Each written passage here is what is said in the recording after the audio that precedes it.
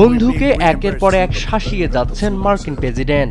এবার তো নেতানিয়াহুকে বলেই বসলেন তেরামি করলে একা ছেড়ে দেওয়া হবে। আবার ইরানকে দেখছে কিছুটা নমনীয় চোখে, তাই হয়তো কথা শুনছেন না একরোখা ইসরায়েলের প্রধানমন্ত্রী বেনিয়ামিন নেতানিয়াহু।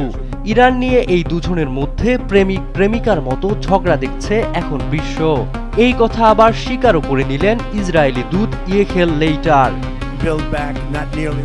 বিশ্লেষকরা বলছেন এটি কেবল সাধারণ কোনো মান অভিমান নয়, এর পেছনে রয়েছে গভীর রাজনৈতিক সমীকরণ। ইসরায়েলের রাজনীতিতে টিকে থাকতে নেতানিয়াহুর জন্য এখন যুদ্ধ চালিয়ে যাওয়া প্রয়োজন, আর আমেরিকার অর্থনীতি ও রাজনীতিতে নিজের অবস্থান ধরে রাখতে ট্রাম্পের জন্য এই মুহূর্তে যুদ্ধের অবসান ঘটানো প্রয়োজন। এদিকে মার্কিন প্রেসিডেন্ট ডোনাল্ড ট্রাম্প নেতানিয়াহুকে স্পষ্ট জানিয়ে দিয়েছেন, ইরানের উপর ইসরায়েল যদি হামলা অব্যাহত রাখে তবে এই লড়াইয়ে তেল আবিবকে সম্পূর্ণ একা ছেড়ে দেওয়া হবে এবং ওয়াশিংটন এখন আর কোনোভাবেই ইসরায়েলের পাশে দাঁড়াবে না, এমনটাই বলছে আল জাজিরা। সম্প্রতি ইসরায়েল লেবাননে আগ্রাসন চালানোর মোক্ষম জবাব দিতে ইসরায়েলের বুক লক্ষ্য করে ঝাঁকে ঝাঁকে ক্ষেপণাস্ত্র চালায় ইরান। জীবন অবাক না করলে কে করবে? 28% মিল্ক ফ্যাটের অবাক করার সাথে ফ্রেশ মিল্ক পাউডার। জীবন অবাক করুক প্রতিদিন। পাল্টাপাল্টি হামলায় যুদ্ধের পরিস্থিতি এক ভয়ঙ্কর রূপ নেয়। ঠিক এই চরম উত্তেজনার মুহূর্তে হোয়াইট হাউস থেকে একটি ফোন কল যায় ইসরায়েলি প্রধানমন্ত্রীর দপ্তরে।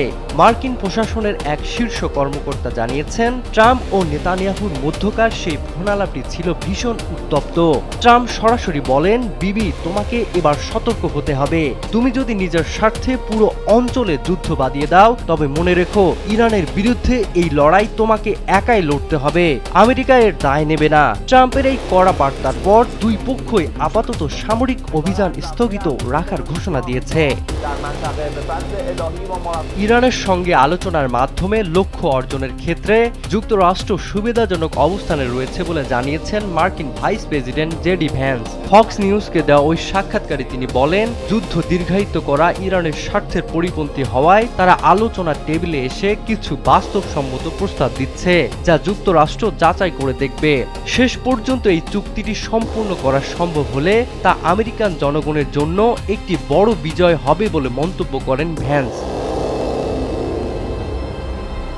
সালমান ইসলাম পলক, কালবেলা।